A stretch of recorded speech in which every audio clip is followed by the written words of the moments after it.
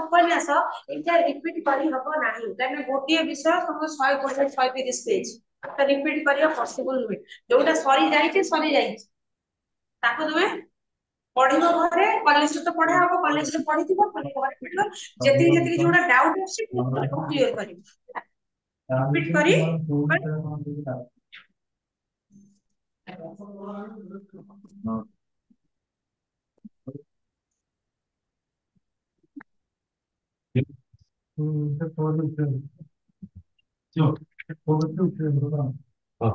College Mathura Mangla एठी सरी जाइछि तुम मानकर सब कॉलेज रे सरी मत सर तुम सर पढ़ी कॉलेज रे पढ़े ना हम पढ़छ तो कॉलेज हम तो एठी पढ़छ आस्तेला तमे तो एठी पढ़छ ना ठीक तापरे हम ଆଉ ଗୋଟେ କାବ୍ୟ ରହିଲା ନନ୍ଦିଗୁପ୍ତରେ ମଲା ଜନ ତ ଏଠି ପଢା ହେଇଛି ତମେ ଆଉ ତ ପ୍ରକାର ପଢିବ ରାଜହଂସଟା ଏକାଙ୍କିକା ତାପରେ ଅଛି ତୁମର ବାକ୍ୟ ଆଉ ଛନ୍ଦ ଗ୍ରାମାର ତେଣୁ କରିକି ନା ଯେତେବେଳେ ଆମେ ଏକାଙ୍କିକା ପଢେଇବା ସେତେବେଳେ ମିଶେଇକି ବ୍ୟାକରଣଟା ସାରିବା ଠିକ କାହିଁକି ଏକାଙ୍କିକା ଖାଲି ପଢିଲେ ବି ବୋର ହେଇଯିବ ଏଇ ନାଟକ ଭଳିଆ ଏଇ ପଦକ୍ଷେପ ସେଇ ପଦକ୍ଷେପ ନୁହେଁ କି ଆମେ ପଢିଲା ଲାଷ୍ଟ ସେ ଯେମିତିଆ ସେମିତିଆ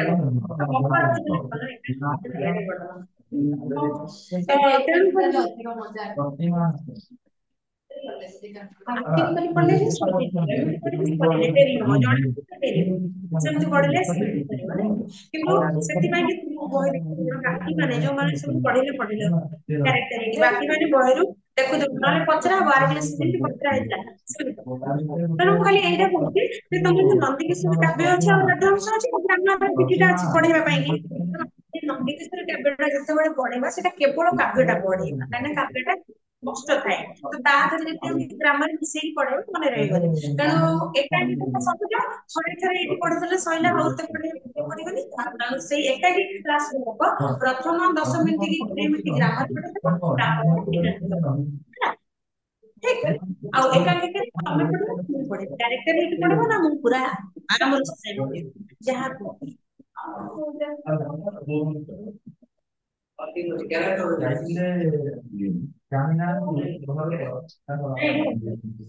ଏକାଙ୍କିକା ହେଲା ପୁରା 5-6ଟା କ୍ୟାରେକ୍ଟର ଥିବ ଜଣେ କହିବ ଆଉ ଜଣେ କ୍ୟାରେକ୍ଟର ଜଣେ ଆଉ ଜଣେ ଏମିତି ହେଲା ଏଇଟା ଗୋଟେ ଅଛି କଣ ଗୋଟେ ଡକ୍ଟର ହବ ଜଣେ ଆଉ ଗୋଟେ ପେସେଣ୍ଟ 2-3 ଜଣ ହେବେ ହେଲା ଏଇଭଳିଆ ସବୁ ଅଛନ୍ତି ତାକୁ ଏକାଙ୍କିକାକୁ ତମେ ସବୁ ଇଏ ଜଣେ ଜଣେ ଇଏ ଗୋଟେ ପେସେଣ୍ଟ ହେଲା ସେ ଗୋଟେ ପେସେଣ୍ଟ ହେଲା ସେ ଗୋଟେ ପେସେଣ୍ଟ ହେଲା ସେ ଗୋଟେ ପେସେଣ୍ଟ ହେଲା ଗୋଟେ ଡାକ୍ତର ହେଲା ତେଣୁ ତାର ଡାକ୍ତର ତମେ ନର୍ସ ହେଲେ କି ତମେ ଆଉ ଗୋଟେ ଏମିତି ହବ ନିଜ ନିଜର ଡାଇଲଗଟା ତମେ ସବୁ ଶୁଣିବ ପଢିବ ମାନେ ଦେଖୁଥିବ କା ଡାଇଲଗଟା କେତେବେଳେ ପଢୁଛି ତମେ ଡାଇଲଗ କହିବ ମେନଲି ଏଇଟା ଥିଏଟରରେ ତମକୁ ପ୍ଲେ କରିବ ସେମିତି ପଢିବା ନା ମୁଁ ଖାଲି ଆରମ୍ଭରୁ ଶେଷ ଯାଏଁ ସବୁ ପଢେଇଦେବି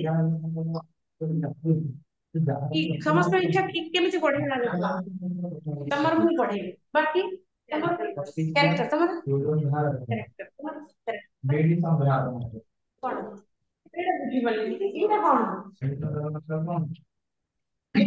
କ୍ୟାରେକ୍ଟର କରିବା ତମେ ମୁଁ ପଢେଇବା କହିଲେ ସେ ତମେ ତମର ଓପିନିଅନ କଣ ତମ ଓପିନିଅନ କ୍ୟାରେକ୍ଟର ତମେ କ୍ୟାରେକ୍ଟର ତମେ ଆମେ ଯେତେ ଜଣ କ୍ୟାରେକ୍ଟର କହିଛନ୍ତି ସେମାନେ ତମ କାହିଁକି ମନେ ଅଛି ତୁମର କଣ ଥିଲା ରେ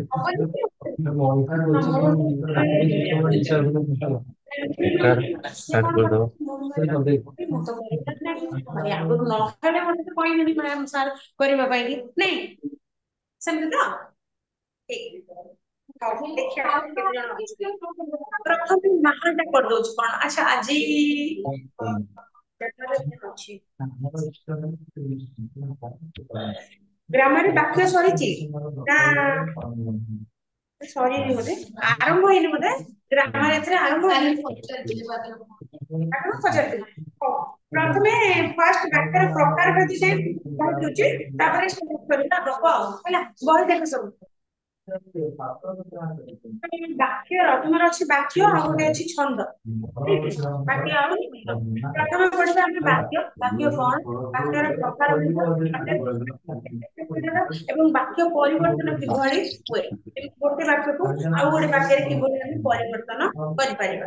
ତେବେ ପ୍ରଥମେ ପଢିବା ଏକ ବା ଏକାଧିକ ସୁନିଶ୍ଚିତ ପଦ ଦ୍ୱାରା ନିଶ୍ଚିତ ଭାବ ପ୍ରକାଶିତ ଅଭିବ୍ୟକ୍ତିକୁ ବାକ୍ୟ। ଏତେ ସାରା କମ୍ପ୍ଲିକେଟେଡ ସେଣ୍ଟେନ୍ସ ଗୁଡାକ ଛାଡିଦିଅ, କିଛି ୱାର୍ଡ ଗୁଡାକ ଟିକେ କଷ୍ଟ ଅଛି।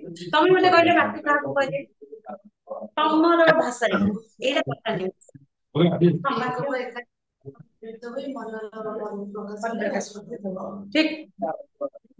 ଏକ ବା ଏକାଧିକ ଶବ୍ଦ ହଉ ବା ପଦ ର ମିଶ୍ରଣରେ ଯୋଉଟା କ୍ରମାନ୍ୱୟରେ ସହିତ ହେଇକି ଥିବା ଶବ୍ଦ ଗୁଡ଼ିକ ଏବଂ ତାହା ମନର ଭାବକୁ ପରିପ୍ରକାଶ କରୁଥିବ, ତାହାକୁ ଆମେ ବାକ୍ୟ କହିବା। ମନ ଇଚ୍ଛା ଯଦି ରାମ ହରି ରାମ ଗୋପାଳ କହିଦେଲେ ସେ ବାକ୍ୟ ହବ ନାହିଁ, ହବ କି? ଯୋଉଟା ମନରେ ଭାବକୁ ପ୍ରକାଶ କରୁଥିବ, ଭାବନାକୁ ପରିପ୍ରକାଶ କରୁଥିବ। ତ ଏଇଟା ଏକ ବା ଏକାଧିକ ଶୃଙ୍ଖଳିତ ଶବ୍ଦ ବା ପଦ। ଶୃଙ୍ଖଳିତ ବୋଲି କାହିଁକି ଲେଖିଲା? ଏଇ ଗୋଟେ କଣ ସେ କଲେକ୍ସନ ରିପୋର୍ଟ ଏଇ ଲେଖାଗଲା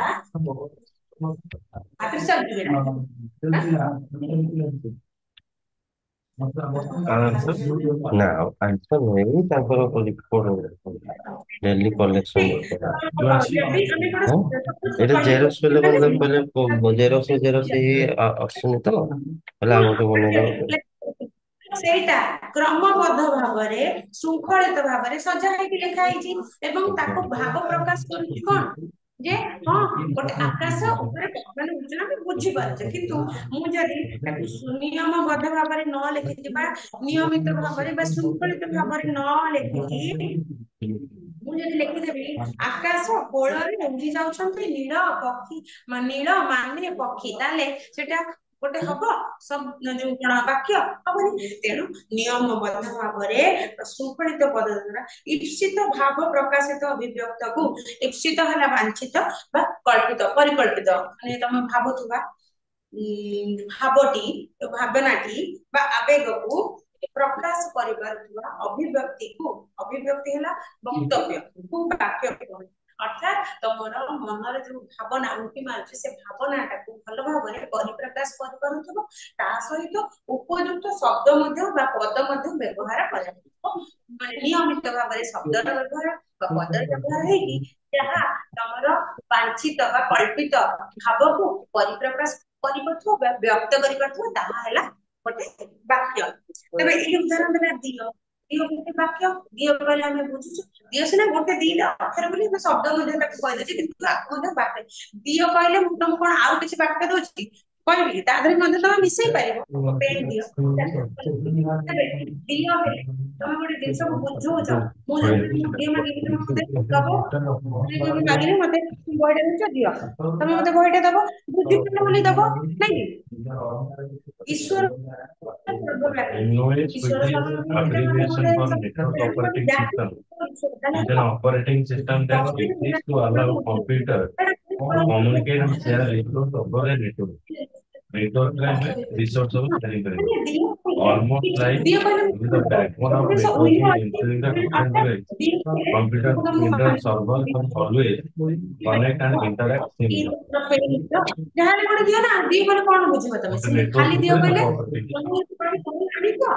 ଦିଅ, ତାହେଲେ ବହି ଆଣିଛ ଗୋଟେ ବାକ୍ୟ, ଦିଅ କମା ଦେଇକି ସେ ଦିଅ, ସେ ଯୋଉ ଦିଅଟା ସେଠି କଣ ଶବ୍ଦ ଥିଲା? ସେଠି ସେ ବାକ୍ୟର ଦିଟା ବାକ୍ୟ। ଯଦି ବହି ଆଣିଛ ଦିଅ, ବହି ଆଣିଛ ଦିଅ, ଏ ଯୋଉ ଦିଅଟି ମାନେ କଣ ତମେ ବୁଝିପାରୁଛ ଦିଅ ମାନେ ନା ମତେ ବହିଟା ମାଗୁଛି। ପ୍ରଥମ ବାକ୍ୟରେ ଗୋଟିଏ ଶବ୍ଦ, ଦ୍ୱିତୀୟ ବାକ୍ୟରେ ଦୁଇଟି ଶବ୍ଦ, ତୃତୀୟ ଓ ଦ୍ୱିତୀୟ ବାକ୍ୟରେ ଅଟନ୍ତି କ୍ରିୟା ଉଭୟ। ପ୍ରଥମ ବାକ୍ୟରେ ଦିଅ ଆଉ ଦିଅ ସେ ହବ କି ସେ ପାଖରେ ଦିଅ ଲାଗିବ ନାଇଁ। ମୁଁ ଦିଅ ମାଗୁଛି ମାନେ ତୁମ ମତେ ଦ୍ୱିତୀୟ ମାନେ କଣ ସେକେଣ୍ଡ ପର୍ସନ ନାଇଁ କି? ପ୍ରଥମ ପୁରୁଷ, ଦ୍ୱିତୀୟ ପୁରୁଷ, ତୃତୀୟ ପୁରୁଷ।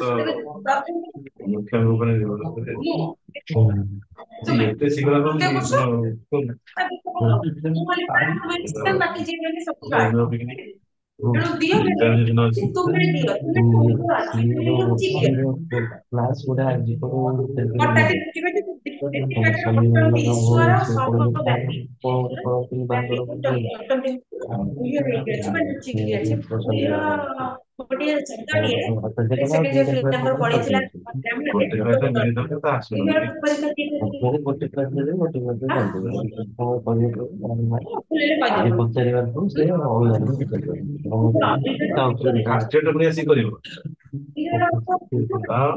ଲୁଚିକି କରିବା ଲୁଚେଇବା ଏହାର ଅର୍ଥ ଯଦି ବ୍ୟକ୍ତ ବ୍ୟକ୍ତ ମାନେ କରିବା। ତ ଏଇଟା ଗୋଟେ ମନେ ରଖିଥାଅ ବେଳେ ବେଳେ ତମର ପଡିଯିବ କୋଉଥିରେ ପଡିବ ବିପରୀତ ଶବ୍ଦ ବେଳେ ବେଳେ ଆସେ।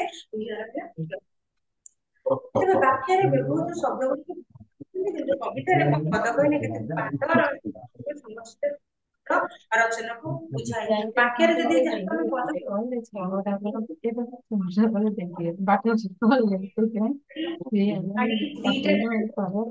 ଯଦି କହିବି କବିତା ତାହେଲେ ଗୋଟିଏ ଧାଡି ଦିଟା ଧାଡି ବେଳେ ବେଳେ ଦି ପାଦରେ ଏକ ପଦ ହୁଏ, ବେଳେ ବେଳେ ଚାରି ପାଦରେ ଏକ ପଦ ହୁଏ, ତିନି ପାଦରେ ଏକ ପଦ ହୁଏ, ବେଳେ ବେଳେ ହାତ ପାଦରେ ମଧ୍ୟ ଏକ ପଦ ହୁଏ। ପାଦ ଗୋଟିଏ ଗୋଟିଏ ଯୋଉ ଧାଡି ସେଟା ହେଲା ପାଦ ଦିଟା ତିନିଟା ମିଶିଲେ ସେ ଯୋଉ ପଦଟା ଯଦି କବିତାରେ ବ୍ୟବହାର କରିବେ ତାହେଲେ ସେ ଉପଯୁକ୍ତ ଛନ୍ଦରେ କବିତାରେ ପଦ କହିଲେ କେତେକ ପାଦ ଚରଣ ଯୋଉ ପାଦ କହିଲେ କେତେଟା ପାଦ ଧାଡି ଦିଆଯିବ ସମସ୍ତଙ୍କୁ ହିଁ ଆମେ ପଦ କହୁଛେ ନାଇଁ ଗୋଟିଏ ଗୋଟିଏ ଗୋଟିଏ ତ କେବେ ହେଇପାରିବ ଯେତେଟା ପାଦର ସଂଖ୍ୟାକୁ ଆମେ କଣ କହିଲେ ରଚନାକୁ ଆମେ ପଦ ବୋଲି କହିଥାଉ। ତେବେ ଗୋଟେ ଅଛି ଆକାଶ ନୀଳ ଉଡି ଯାଉଛନ୍ତି କୋଳରେ ପକ୍ଷୀମାନେ ଏପଟ ସେପଟ ହେଇକି ଲେଖିଯାଇଛି। ଆକୁ ଯଦି ଆମେ ପଢିବା ଏଠାରେ ପଦ ଗୁଡିକ କୌଣସି ପୂର୍ଣ୍ଣ ଏହା ଅସମର୍ଥ। ହ୍ୟାଲୋ। ଗୋଟେ ଭଲ ଗୋଟେ ପୂର୍ଣ୍ଣ ପ୍ରକାଶ କରୁଛି ଆକାଶ ନୀଳ ପକ୍ଷୀ ମାନେ କଣ ଏଇଟା ବୁଝି ହଉଛି ତେବେ କାରଣ ଅଭାବ ରହିଛି। ତେବେ ଆମେ ଆଗରୁ ପଢିଛେ ଶୃଙ୍ଖଳିତ ପଦ ଗୁଡିକ ତେବେ ଏଇଥିରେ କ୍ଲାସ ପଦର ହଉଛି ଶୃଙ୍ଖଳା ଅଛି ତେଣୁ ସାଧାରଣତଃ ଓଡ଼ିଆ ସାହିତ୍ୟରେ ପଢିଲେ କର୍ତ୍ତା ଯୁକ୍ତ କର୍ମ ଓଡ଼ିଆ ବାକ୍ୟ ହୋଇଥାଏ ହେଲା। ପ୍ରଥମେ ଆସିବ କର୍ତ୍ତା ତାପରେ ଆସିବ କର୍ମ ତା ପାଖେ ଆସିବ କ୍ରିୟା ତାହେଲେ ଉଦାହରଣ ରାମ ଭାତ ଖାଉଛି। ରାମ ଭାତ ଖାଉଛି ରେ କହିଲା କିଏ କ୍ରିୟା କିଏ ଖାଉଛି କ୍ରିୟା ଠିକ ଆଉ ରାମ କଣ କର୍ତ୍ତା କର୍ମ କର୍ମ ରାମ ଭାତ ଖାଉଛି ଭାତ କର୍ମ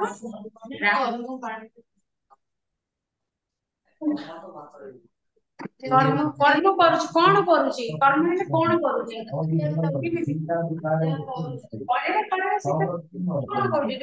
କରୁଛି ଭାତଟା କେମିତି କ୍ରିୟା ଖାଇବାଟା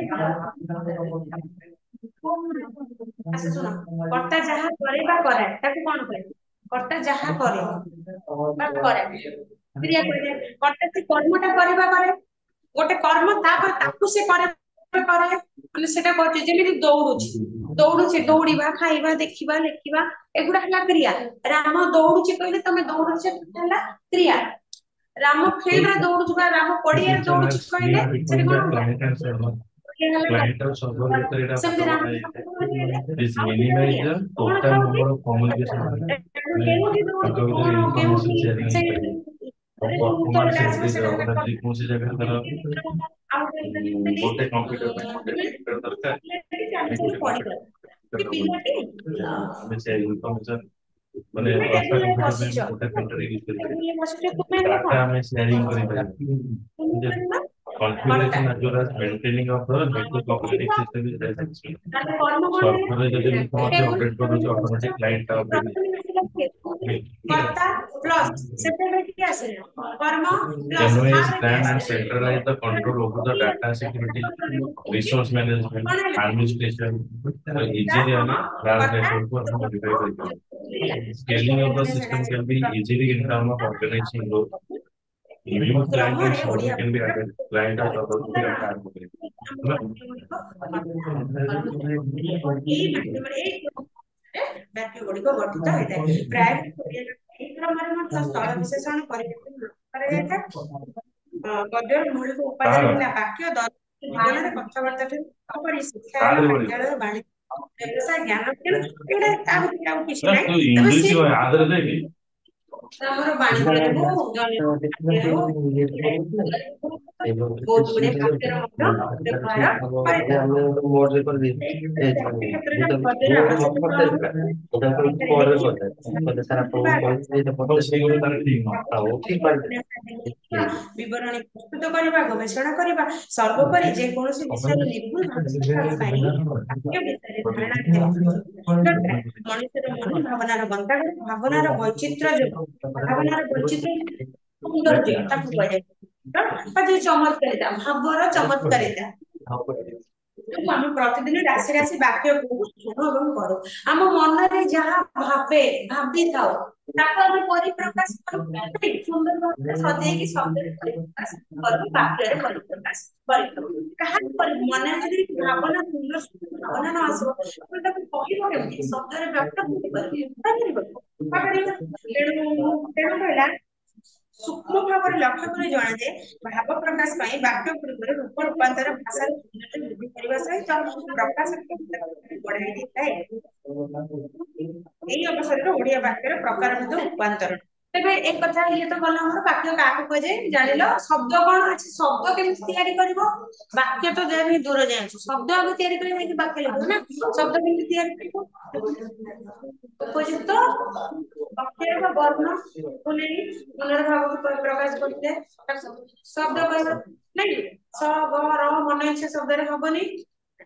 ଗୋଟେ ଉପଯୁକ୍ତ ଭାବ ପ୍ରକାଶ, ତାର ଅର୍ଥ ଉପଯୁକ୍ତ ଅର୍ଥ ପ୍ରକାଶ କରୁଥିବ। ଭାବ ତମ ଭାବ ହେଲା ବାକ୍ୟରେ, ଉପଯୁକ୍ତ ଭାବ ପ୍ରକାଶ କରୁଥିଲେ ସେଇଟା ବାକ୍ୟ। ଉପଯୁକ୍ତ ଅର୍ଥ ମନର ଭାବକୁ ପରିପ୍ରକାଶ କରିକି ଉପଯୁକ୍ତ ଅର୍ଥ ପ୍ରକାଶ କରୁଥିବ, ସିଏ ହେଲା ଶବ୍ଦ। ବହି, ବ ଗୋଟେ ଅକ୍ଷର, ହ ଗୋଟେ ଅକ୍ଷର, ନାଇଁ ବହି। ବହି କେତେ ତମେ ବୁଝିପାରୁଛ, ବ ପରେ ହ ଲଗେଇକି ଲଗେଇଦେଲି ବହି, ତମେ ସେଇଟା ଲଗେଇଦେଲି, ତୁମେ ଜାଣିଲ ବହି। ବହି ମାନେ କିତାବ, ଯୋଉ ଆମର ବୁଝିପାରିଲେ ଯେ ଏଇଟା ହେଲା ବହି। କିନ୍ତୁ ମୁଁ ଯଦି ହି ବ କହିଲି, ହ ବ ହି ବ ମନେ ଇଚ୍ଛା ଆସିବ। ତେଣୁ ଶବ୍ଦ ଆଗ ତିଆରି କରିବ, ବାକ୍ୟ କରିବ, କ୍ରମାନ୍ୱୟରେ କରିପାରିବ। ତେବେ ବାକ୍ୟର ପ୍ରକାର ଭେଦର ଅନୁସାରେ ଆମେ ସାଧାରଣତଃ ବାକ୍ୟ କେତେ ପ୍ରକାରର କୁହ?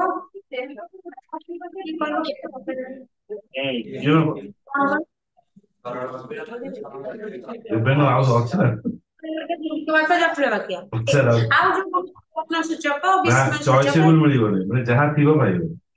ବାକ୍ୟ, ବିସ୍ମୟ ସୂଚକ ବାକ୍ୟ, ନାସ୍ତିବାଚକ ବାକ୍ୟ, ଏଗୁଡା କଣ?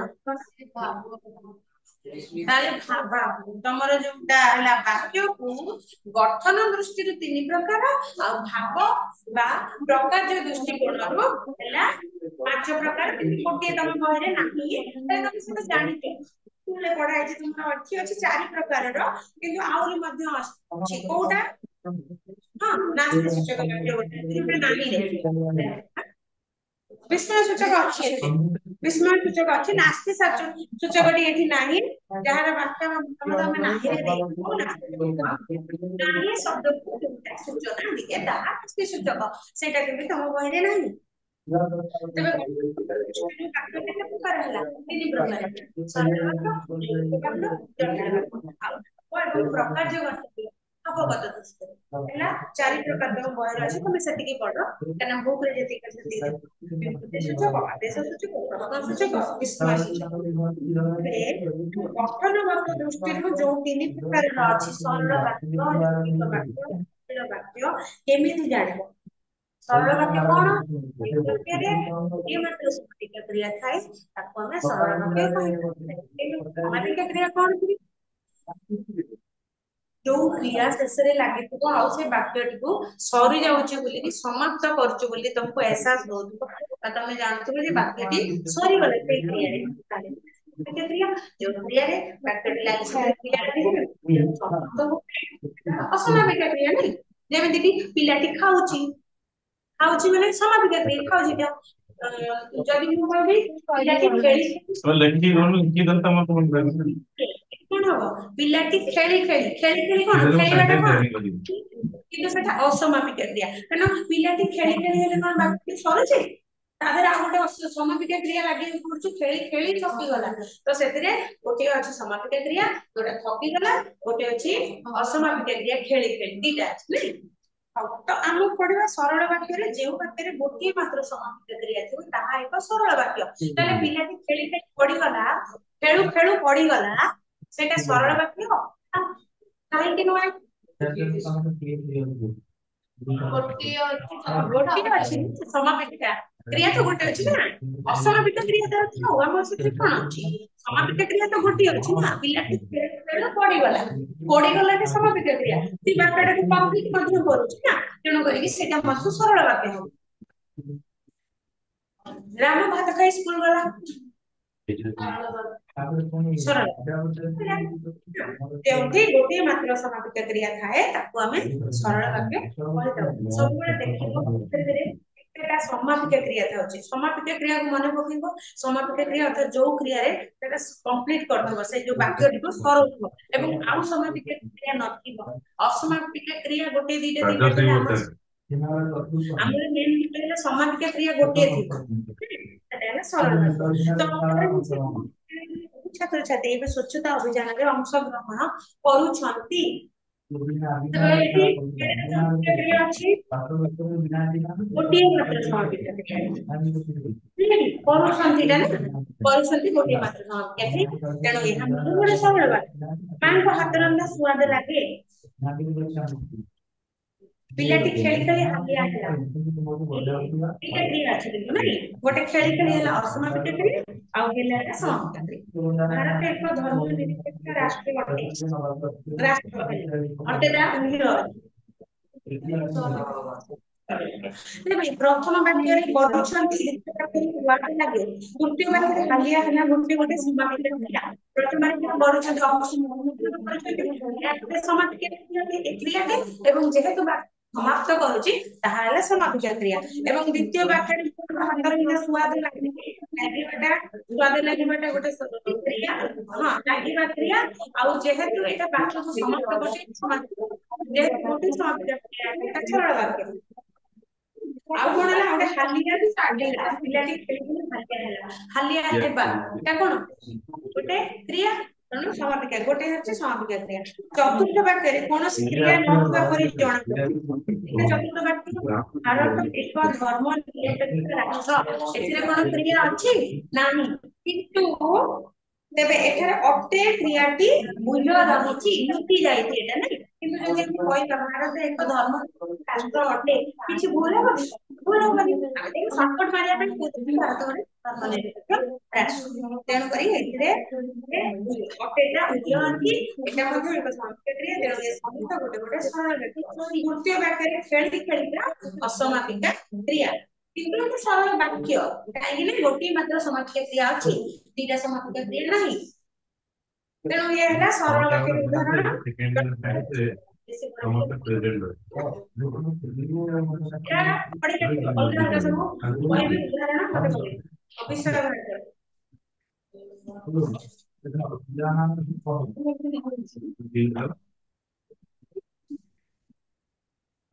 इससे भाई बड़ा लगे କିଏ ସବୁ अगर ପ୍ଲେ କରିବାକୁ बायोलॉजी बहुत है କିଏ ତମେ ମାନେ ଦି ଜଣ ପଢିବ ନା ପଢିବନି ଧୀରେ ପଢିବ ସେପଟେ କ୍ଲାସ ଅଛି କ୍ଲାସ ଚାଲିଛି ଆଉ ସମସ୍ତେ ବସି ଦେଖିବ କାହିଁକି ଭିତରେ ସବୁ କିଏ କହିଲା କାହାକୁ କହିଲା ଏଇଟା କିଏ କାହାକୁ ଯଦି ଯିବ ଥରେ ନା ଆଉ ପଢିବା ପାଇଁ ବି ଘରେ ପଢିବ ଖାଲି ମତେ କୁହ କୋଉ କୋଉ ମାନେ ପଢିବ ଓଡିଆ ଆସିନି ତମେ ପଛ ପଢିବନି ମନେ କରୁଛ ତାକୁ ଓଡିଆ ପଢି ଆସିବ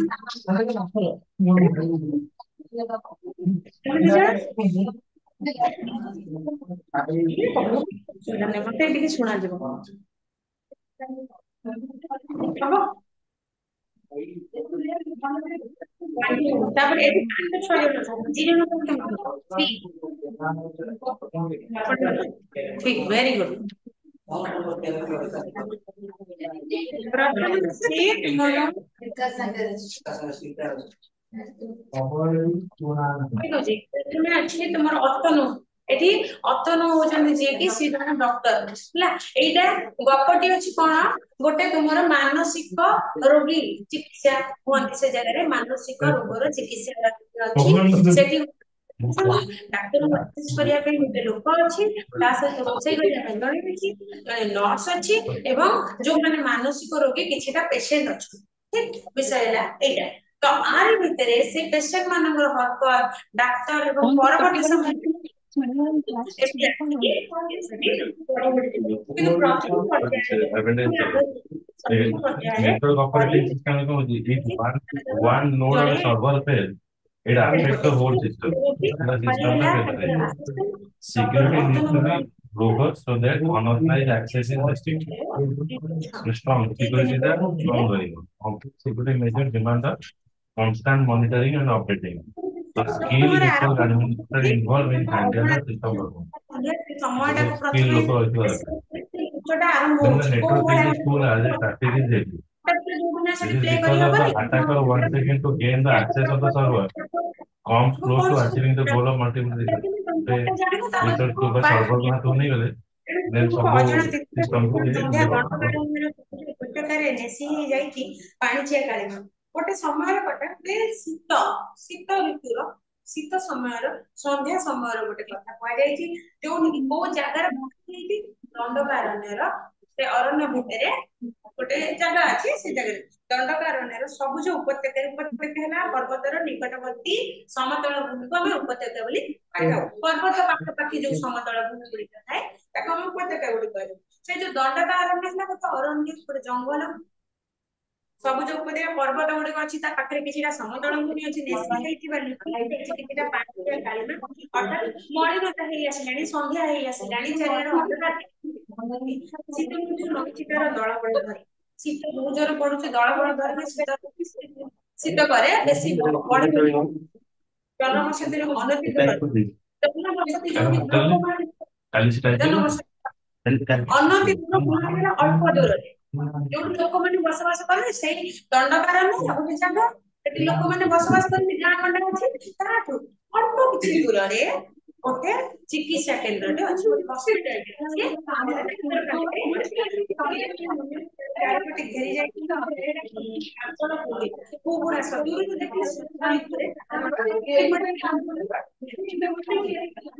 ଡାକ୍ତର ପଡିଥାଏ। ତ ସତେ ଯେମିତି ଲାଗୁଛି ଆପଣ କୋଉଠି ପୁରା କୁହୁଡି ଘେରି ଯାଇଛି, ହେଇକି ଚାରିଆଡେ କୁହୁଡି କୁହୁଡି ହେଇଯାଇଛି। ଅତନୁଙ୍କର ମନସ୍ତାତ୍ତ୍ୱିକ ଚିକିତ୍ସା କେନ୍ଦ୍ର ସେ ଯୋଉ ଚିକିତ୍ସା କେନ୍ଦ୍ରଟି ବା ସେ ଯୋଉ ଡାକ୍ତରଖାନାଟିରେ ଅଛନ୍ତି ଡାକ୍ତର କିଏ, ଡକ୍ଟର ଅତନୁ ମନସ୍ତାତ୍ତ୍ୱିକ ଚିକିତ୍ସା କେନ୍ଦ୍ର। ଯୋଉ ମାନସିକ ବିକୃତି ରୋଗୀ ମାନେ, ମୁଣ୍ଡ ଖରାପ ହେଇଗଲା କି କିଛି ଗୋଟେ ମାନସିକ ରୋଗ ହେଇଛି, ବିକୃତି ହେଇଛି, ସେମାନେ ଆସିକି ଅବସାଦଗ୍ରସ୍ତ ଲୋକମାନେ ଯୋଉମାନେ ଚାଲିଯାଆନ୍ତି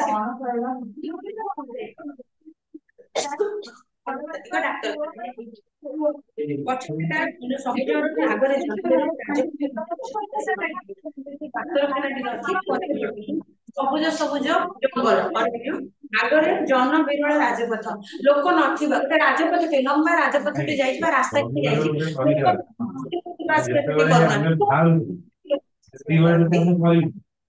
ପରିବେଶଟି ବେଶ ମନୋରମ, ମାନେ ଅତ୍ୟନ୍ତ ଆନନ୍ଦଦାୟକ ସୁନ୍ଦର ଜାଗାଟି। ପାହାଡର ପାଦ ଦେଶରୁ ଟିକେ ଉଚ୍ଚରେ ଅବସ୍ଥିତ ଏଇ ଚିକିତ୍ସା କେନ୍ଦ୍ର, ପାହାଡର ପାଦ ଦେଶରୁ ଅର୍ଥାତ୍ ପାହାଡ ଯୋଉ ଗଡାଣି ଜାଗାର ଆଉ ଟିକେ ଉଚ୍ଚରେ, ପୁରା ତଳେ ନୁହଁ, ପାହାଡ ଗଡି ଯାଇଛି, ପାଦ ଦେଶଟା ତଳେ ଟିକେ ଉଚ୍ଚରେ ମଝା ମଝି ଜାଗାରେ ସେ ଚିକିତ୍ସା କ୍ଷେତ୍ରଟି, ଚିକିତ୍ସାଳୟଟି ତମର ଅଛି। ସତେ ଯେମିତି ପରୀକ୍ଷା ପ୍ରକୋଷ୍ଠଟି ଶୀତ ଅନ୍ଧାରରେ ଭୟାନକରେ ସନ୍ଧ୍ୟାକୁ ଉପହାସ କରେ। ପରୀକ୍ଷା ପ୍ରକୋଷ୍ଠ ହେଲା କୋଠରୀ, ଯୋଉଠି ସେ ଯୋଉ ଡାକ୍ତରଖାନା ଭିତରେ ଦୃଶ୍ୟଟି ଲେଖକ ବର୍ଣ୍ଣନା କଲେ, ଡାକ୍ତରଖାନା ଭିତରେ ଗୋଟେ ପରୀକ୍ଷା ପ୍ରକୋଷ୍ଠ, ପରୀକ୍ଷା ରୁମ୍ ଯୋଉଠି ଏକ୍ସପେରିମେଣ୍ଟ କରାଯାଏ, ରୋଗୀ ମାନେ ଆସିଲେ ତାଙ୍କୁ ପରୀକ୍ଷା ନିରୀକ୍ଷା ଡାଇଗ୍ନୋସିସ୍ କରାହୁଏ, ରୋଗର ନିରୂପଣ କରିବା ପାଇଁ, ନାଇଁ କି ଅଲ୍ଟ୍ରାସାଉଣ୍ଡ ହେଲା, ଏଣ୍ଡୋସ୍କୋପି ହେଲା, ରକ୍ତ ପରୀକ୍ଷା ହେଲା, ଏସବୁ ଗୁଡାକ ଯୋଉ ହୁଏ। ପରୀକ୍ଷା କୋଠରୀଟି ଶୀତ ଅନ୍ଧାରକୁ ଭୟ ନ କରି ସନ୍ଧ୍ୟାକୁ ଉପହାସ କରୁଛି। ଉଜ୍ଜ୍ୱଳ ଆଲୋକରେ ଉପର ମହଲାକୁ ଥିବା ସିଡି ସ୍ପଷ୍ଟ ଦିଶୁଛି। ଯେହେତୁ ସେଟା ଗୋଟେ ପରୀକ୍ଷା ମହଲଟିଏ, କୋଠରୀଟିଏ, ସେଠି ସବୁ ରକ୍ତ ମଳମୂତ୍ର ତମର ଏଣ୍ଡୋସ୍କୋପି ଅଲ୍ଟ୍ରାସାଉଣ୍ଡ ଏଗୁଡା ସବୁ ହୁଏ। ତେଣୁ କରିକି ସେଠି ନିହାତି ଭାବରେ ଲାଇଟ୍ ଥିବ। ଆଉ ଶୀତ ଦିନ ବାହାର ଗୁଡିକ ଅନ୍ଧାର, ସତେ ଯେମିତି ସେ ଲାଇଟ୍ ଏତେ ଆଲୋକ ଦେଖାଯାଉଛି, ସେଇ ଯୋଉ ରୁମ ରେ ଆଉ ସବୁ ଘର ଗୁଡିକ କିଛି ଉପର ମହଲା ତାର ଛାତ ଗୁଡିକ ପୁରା ଦେଖାଯାଉଛି। ବଡ ହସ୍ପିଟାଲ ଟିଏ, ବଡ ମେଡିକାଲ ଟିଏ, ଘରୋଇ ମାନେ ଗୋଟେ ବହୁତ ପେସେଣ୍ଟ ଗୁଡିକ ଅଛନ୍ତି, ଆଡମିଟ ହଉଛନ୍ତି। ବହିର ବିଭାଗ, ଅନ୍ତର୍ ବିଭାଗ ଦିଟା ଯାକ ସେଠି ଅଛି। ହସ୍ପିଟାଲ ଇନଡୋର ଆଉଟଡୋର ଥାଏ। ଆଉଟଡୋର ରେ ଲୋକମାନେ ଯିବ ଦେଖେଇ ଦେଇକି ଘରକୁ ପଳେଇବ। ଇନଡୋର ଗଲ, ରୋଗ ହେଇଛି ଦେଖେଇଲ, ଆଡମିଟ ହେଇକି ରହିଲ। ତାଙ୍କର ଯନ୍ତ୍ରପାତି ଅସ୍ପଷ୍ଟ ଘୁମନ୍ତ ଅରଣ୍ୟର ଦୃଶ୍ୟ ଦେଖୁଛି, ବେଶ ସୁନ୍ଦର। ତ ଝରକାଟି ଖୋଲା ଅଛି, ଦୃଶ୍ୟ କଣ ପ୍ରଥମ ଦୃଶ୍ୟଟି କେମିତି ଦେଖାଯାଉଛି ଲେଖକ ତାକୁ ବର୍ଣ୍ଣନା କଲେ। ତେବେ ଝରକାବାଟେ ଅସ୍ପଷ୍ଟ, ଭଲରେ ଦେଖାଯାଉନଥିବା, ସ୍ପଷ୍ଟ ଦେଖାଯାଉନଥିବା ଘୁମନ୍ତ ଅରଣ୍ୟ, ନିର୍ଜୀବିତ ଘୁମନ୍ତ ଅରଣ୍ୟର ଦୃଶ୍ୟ ଦେଖାଯାଉଛି। ଝରକାବାଟେ ଦେଖାଗଲେ ସତେ ଯେମିତି ନିଦୁଆ ନିଦୁଆ ମାନେ ଅରଣ୍ୟ ଗୁଡିକ ଝାପ୍ସା ଦେଖାଯାଇଛି, କୁହୁଡି ପଡିଯାଇଛି, ସନ୍ଧ୍ୟା ସମୟ, ତେଣୁ ଅସ୍ପଷ୍ଟ ଦେଖାଯାଉଛି। ସିଡି ସିଧା କାନ୍ଥରେ କିଛି ଦୂରରେ ଲେଖା ଅଛି ସାଇଲେଣ୍ଟ ପ୍ଲିଜ୍। କୋଠରୀ ଭିତରେ ଡ୍ରଇଂ ରୁମର ଆବଶ୍ୟକ ସରଞ୍ଜାମ ଏବଂ ଗୋଟେ ଜାଗାରେ ହସ୍ପିଟାଲ ଲେଖା ଜୋତା ନିଅନ୍ତୁ ନାହିଁ, କୋଉ ଲେଖାଯିବ ଏଠାରେ ସିଗାରେଟ ଟାଣନ୍ତୁ ନାହିଁ, Practical, ସାଇଲେଣ୍ଟ କୋଶ୍ଚିନ୍ ପ୍ଲିଜ୍, ଅଛି ସେଇଟା ଦୟାକରି ନିରବତା ରକ୍ଷା କରନ୍ତୁ। ତେବେ ଆଉ କୋଠରୀ ଭିତରର ଯୋଉ ଡ୍ରଇଂ ରୁମଟି ଅଛି, ସେଠି ସେଇ ଫର୍ମୁଲା ଆବଶ୍ୟକ ଦଶଟା ଛୋଟ ସରଞ୍ଜାମ ଗୁଡିକ, ଦିବର୍ଗିଆ ରୋଗୀ କଣ କଣ ସବୁ ସରଞ୍ଜାମ ଦରକାର, ଦିଟା ତିନି ମାର୍କିଆ ଦିଟା ଦୁଇ ମାର୍କିଆ ଦିଟା ତିନି ମାର୍କିଆ ଦିଟା ପାଞ୍ଚ ମାର୍କିଆ ଦିଟା ଜାଣିବା ପାଇଁ ଥର୍ମୋମିଟର ଟେ ଥୁଆ ହେଇଥିବ, ଅକ୍ସିମିଟର ଟେ ଥୁଆ ହେଇଥିବ, ବ୍ଲଡ ପ୍ରେସର ମେସିନ ଟେ ଥୁଆ ହେଇଥିବ। ନାଇଁ ନାଇଁ, ଏଗୁଡା ହଁ ସବୁ ଜିନିଷ ପଚାରିତ ଗୁଡାକ ଦେଇଥିବ। ଥୁଆ ହେଇଥିବ। କଇଁଚି ଫଇଁଚି ଏଗୁଡା ସବୁ ଅଛି। ସେଗୁଡା ହେଲା ଡକ୍ଟରୀ ମାନଙ୍କର ଆବଶ୍ୟକ ସରଞ୍ଜାମ। କୋଠରୀର ମଧ୍ୟଭାଗରେ ଗୋଟେ ବଡ ଟେବୁଲ, ସେ ଯୋଉ କୋଠରୀଟି ଅଛି ଯୋଉଠି ସବୁ ପ୍ଲେ କରାଯିବ, ଅର୍ଥାତ ଇମାଜିନ ଯୋଉମାନେ ପ୍ଲେ କରିବେ ତାଙ୍କ ଡାକ୍ତରର ମଝି କୋଠରୀଟି ଟେବୁଲ ଟିଏ ପଡିଛି, ମଧ୍ୟ ଭାଗରେ ବଡ ଟେବୁଲ ଟେ ପଡିଛି। ତାର ତିନି ପଟେ ପଡିଛି ତିନିଟା ଚେୟାର, ଟେବୁଲ ଟା ଯୋଉ ପଡିଛି ଗୋଟେ ଗୋଟେ ଚେୟାର ପଡିଯାଉଛି। ଗୋଟିଏ ଗୋଟେ ବହି ଗୋଟେ ସେଲ୍ଫ ଅଛି, ତା କଥା କହିଛି, ତା ଦେହରେ ବୁକ୍ ଗୁଡାକ ହଁ ମୁଁ ଜାଣୁଛି, କଥା ହେଇକି ଖାଲି କହୁଛି ଯେ ମୁଁ କାହାକୁ ଛାଡିବିନି, କାହିଁକିନା ଏବେ ଆଉ କିଛି ଜାଗାରେ କାମ ଥିଲା ତ ମେଡିକାଲ କାମ ସବୁ ବିଭିନ୍ନ ସେ ସରଞ୍ଜାମ ଯାଇଥିଲି ଗୁଡିକ ତ ଅଛି। ମୁଁ ଏମିତି କହିଲି ହଁ।